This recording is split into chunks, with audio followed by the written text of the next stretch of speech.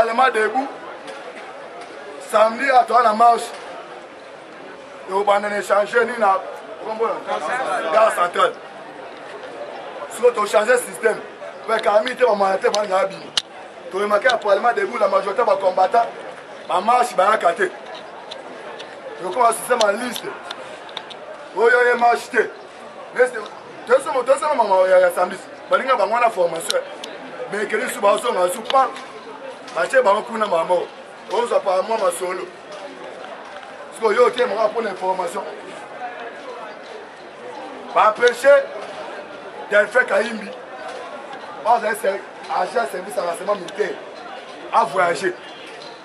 À l'Inga qui est en Afrique du Sud, à son matériel pour responder cette équipe. On a bien un mais information après ça les lots.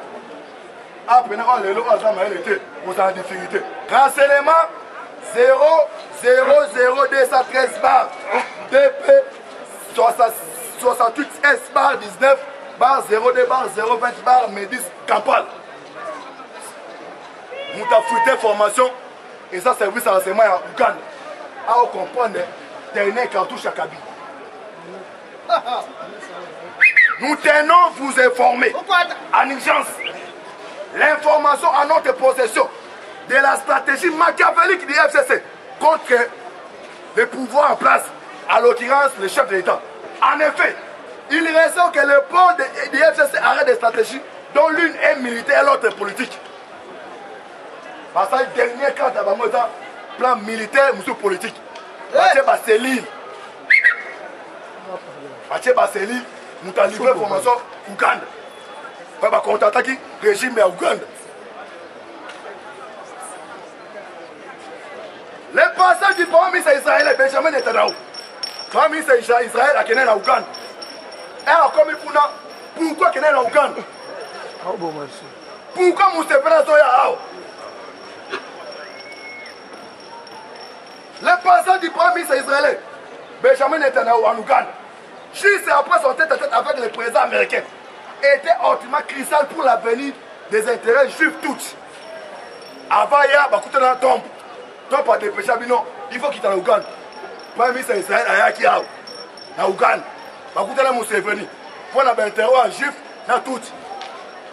Un niveau région Galate. Parce qu'à un niveau du monde, Israël est ami des États-Unis.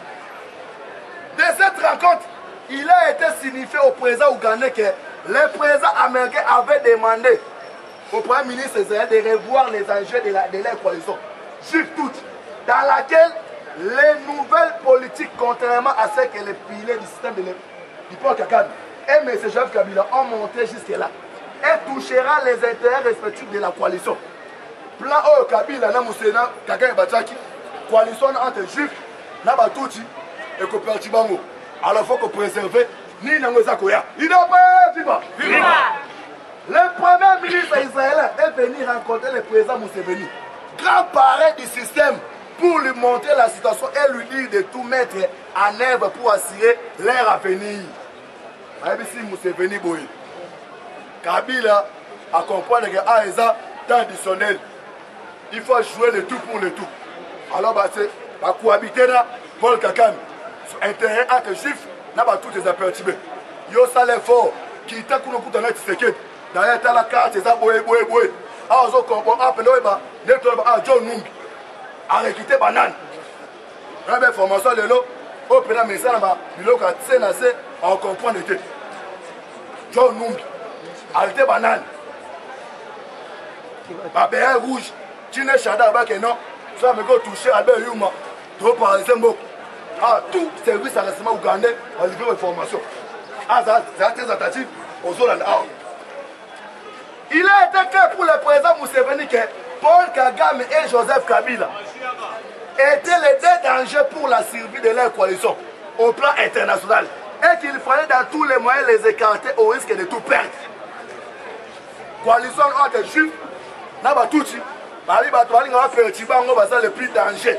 Parce que dangereux, les Kagame na Kabila. Alors, yo Museveni, comme il y a un grand parrain na bango, que non coûte en être secret. Ils ont préparé et puis à ça là, effort makasi pour plan on est là décalé. So Azoeba ni neza sikoyo. Mais malheureusement, cela ne pourrait être possible que par l'entremise de la RDC et de son président, qui doit jouer le rôle soit du messie de la coalition ou de son barrage, notamment par les positions pour Kagame et l'alliance avec Kabila. Donc, il faut ça choisir. Il faut coalition, alliance, FCC cash, il faut ça nini. Pour l'intérêt de la civile de la coalition, des conclusions d'effacer les chefs d'État congolais ou de l'injecter par force ont été prises en feront l'objet des prochaines vies du président Museveni en RDC dans les prochains jours. Donc, cible de cette séquence, plan d'abus sur le corps d'abus sur l'argent Galak, pour le Simba, comme tiré dans ce pouvoir, il faut tout écarter. Promette attention au crash d'avion. Kabila va commander Boya Awa, Boya Baké. Ma caméra s'est passé belé. L'autre Kabila va désormais qui est dans le mais l'objet sous barrage va venir, va l'ongole, va tout nous. Ni ne moi ça s'est passé. D'un fait quand même voyager, l'aéroport empêché à voyager. Les FCC parfaitement au courant des choses et planifient des contre-plans contre les chefs d'État pour ne pas se laisser s'y prendre. Dans la ferme agricole du général John Numbi, dans la ferme agricole du général John Numbi, au Katanga, se trouve précisément à Kimbembe et les classes sont mobilisés 3000 hommes, parmi lesquels un bataillon de commando de l'armée de l'air formé à Kamina en 2002-2003. Comment est-ce que ma soeur ne soit qu'une? Il y a un ressort Fatih Beto. Ça va faire former ma soeur Betam. Un général, il y a formé par chaîne mob. En chaîne, la majorité va toutes. En 2002-2003, c'est comme ça la ferme. Ah, tu continues. Parmi lesquels, un bataillon de commando de l'armée de l'air formé à Kamina en 2002-2003. Quand il fit à la tête de l'armée, est complété plus tard par les démobilisés originaires. Présent à l'Inati national à Miss, à Kenekatan. La bisete, Bango tout bassan de Yomako. Yomako Kitakuna. Tu sais qu'elle dit, c'est maintenant les canards arrêtés pour ça descendre à Katan. Mais c'est vrai que tu vas nous quitter. John Numbi, les gens mobilisés par la Maïwan. Donc tu nous as dit, tu as dit que non, ça va toucher Albert Yuma, tu vas paralyser. Babi kene bazawa na bosani ba jomo ba aiki a pandémie azali ye mutaza chargé anti-corruption des États-Unis aina avec ba marchandise donc na niveau États-Unis ye mutaza chargé anti-corruption donc ayo kakanga ba mi parce que États-Unis dépêché mbango ya au comment on ma soso beto 3 DG déjà va en prison voilà vous moulez. Ok, Joas Africa, après ça 13 millions. À 13 millions, on a bengi, babi kobang le roté. Les amis sont pas en abisso. Après on a mis 3 millions. Bon mais tikali, alors moi c'est 6 millions ça sont des moutons. Atini bango parce qu'on a bien audit des athées. Personnellement bango avec non, tu sais que na Kabila, ba Kabila ba force ba justice. Donc les aboué, yo za procureur FCC. Parce que ça c'est puis pour ça une nomination. Donc on se va paralyser. So moi ba tobano ba ko tsaye Joana David Betner. Par exemple maman Angolo tu as en prison. Maman Angolo. Ah to limbo la na suite faire.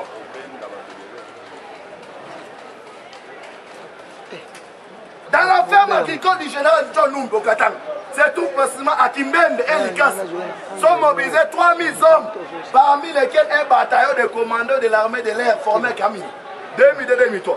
Quand il fit à la tête de l'armée et complété plus tard par les démobilisés originaires de l'ancienne province de l'Équateur. Démobilisés et recrutés au Katanga, cette troupe est préparée pour assurer la protection de John Numbi d'une fois l'opération détachée. Dans la Katanga, on a pena à 3000 hommes. Ok, non, cette opération est déclarée par sécuriser. À Kinshasa, les troupes sont disposées et disséminées au sein de la PNC dans la police. Majoritairement, Banamoula est infiltré lorsque le général Bisengiman, et la général de la police, la cache à Bango, Wande Bakota Masono. Il y a mon jour père, Bapé Chakae, Akita. bagarde wana bazala pembeni oyo bazala pembeni ya nani ya Biseiman mpe tipatere lezo ya boye babarango atali ye Biseiman ayebisi ye Biseiman moi tu sais que de pouvoir tu vas rentrer au Rwanda atali siko bagarde ne boye tala basoda bazolo milai bato ya siko Biseiman mutakocha bango à Kinshasa les troupes sont disposées et disséminées au sein de la PNC. Majoritaire Banyamouleng, infiltré lorsque le général Bissemana fut commandant de la police. Dans ce rang s'ajoutent les bérets rouges du PPRD.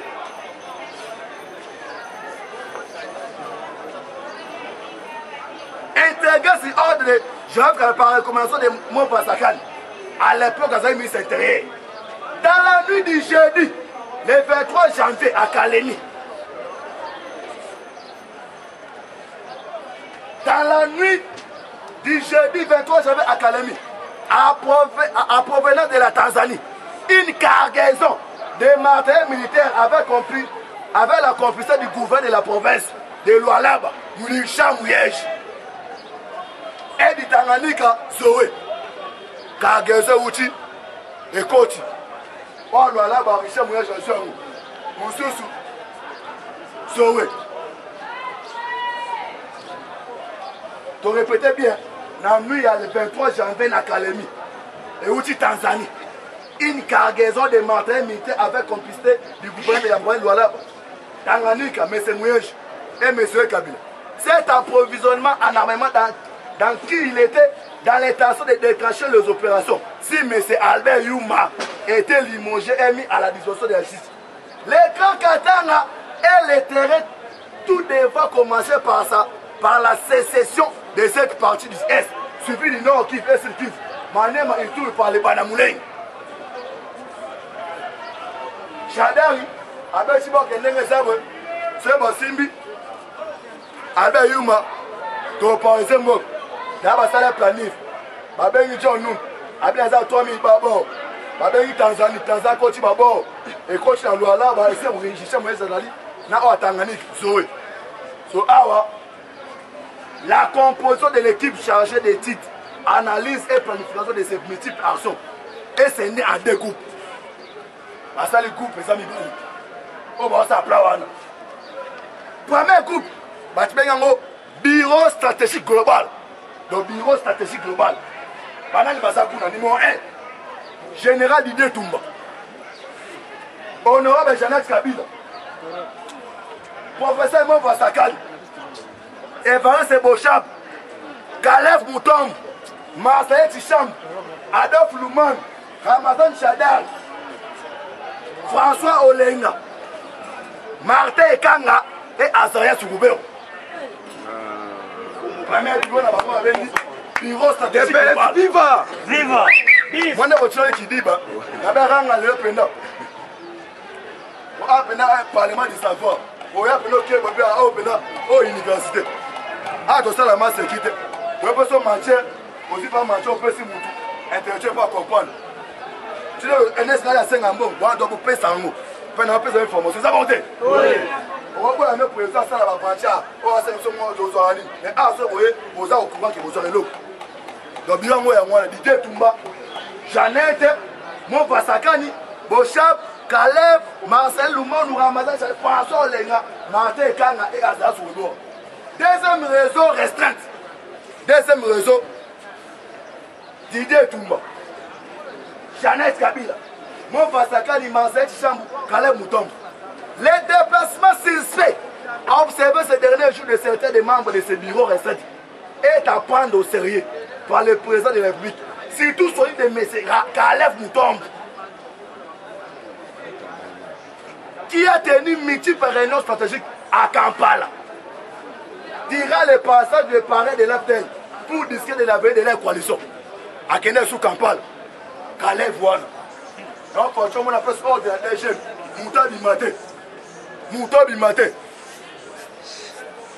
En ce dernier temps, pour tromper la vigilance du public et échapper à l'observation de l'esprit averti, les rencontres ne se font nues, non plus à Kiakachi, mais à la résidence personnelle de M. Martin Kanga Gombi.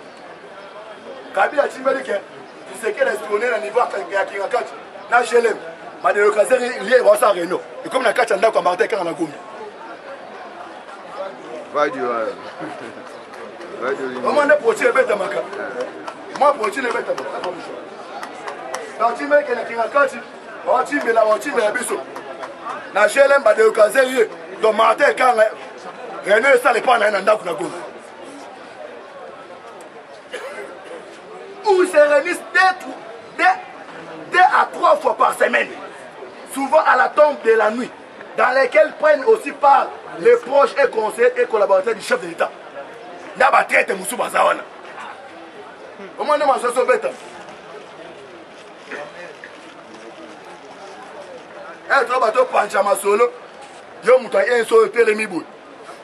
Yo politique, yo l'État. Pita les caméras. Les pacificateurs. Pacification qui mouillent. Dès la stratégie militaire, ah landa.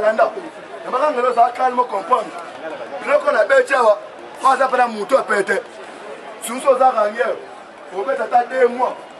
Puis là on va partir. Dès la stratégie militaire, il est planifié de profiter de ce qu'il appelle crise institutionnelle au sommet d'État pour le scénario modèle zimbabwéen. Un coup de putsch militaire où l'armée va prendre le commandement avec la tête le général John Numbi. Donc, tous les cadres. Bon, comme il a politisé, vous avez John Numbi à cette déclaration. Puis la police, la politique.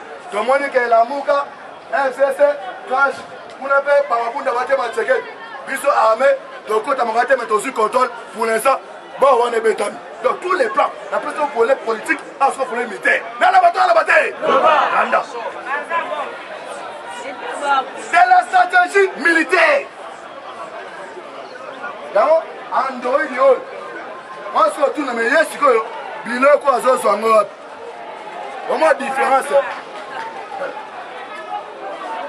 Donc, ça a constaté côté. Dans la stratégie militaire, il est planifié de profiter de ce qu'il appelle crise institutionnelle au sommet d'État pour le scénario modèle zimbabwéen. Un coup de putsch militaire où l'armée va prendre le commandement avec la tête.